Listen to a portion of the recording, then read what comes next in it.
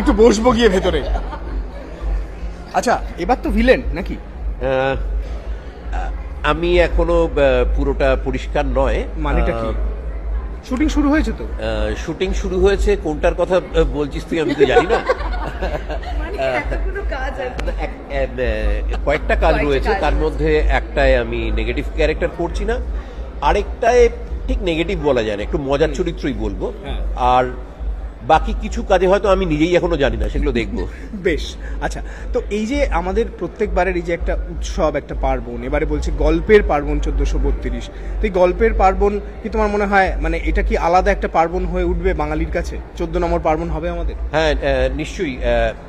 এটা তো দীর্ঘদিন ধরে আমরা এটার জন্য প্রস্তুত, এটা দীর্ঘদিন ধরে আমরা অভ্যস্ত যে বছরে একবার করে ডিক্লেয়ার করা হয়। এবার এসভিএফ আর হইচই একসাথে ডিক্লেয়ার করছে। এই নামটা আমার কাছে চমৎকার লেগেছে। এটার মধ্যে বেশ আলাদা করে একটা স্বতন্ত্র একটা ঝাঁঝালো ব্যাপার রয়েছে, এবং এই যে একটা চমৎকার সেলিব্রেশন হতে থাকে, এটাকে কেন্দ্র করে অনেক উত্তেজনা তৈরি হয়, অনেক স্বপ্ন তৈরি হয়, সেটা আমার দারুণ লাগছে এবং মনে হচ্ছে এর থেকে ভালো আর কিছু হতে পারতো না। লাভলি। আমার লাস্ট প্রশ্ন হচ্ছে, কোন হইচই সিরিজের মধ্যে কোনটা তোমার খুব পছন্দের, বা কোন অভিনেতা বা কোন ডিরেক্টরের সিরিজ তুমি মিস করো না, বা আসলে তুমি দেখবে? সব কটা পছন্দ করি।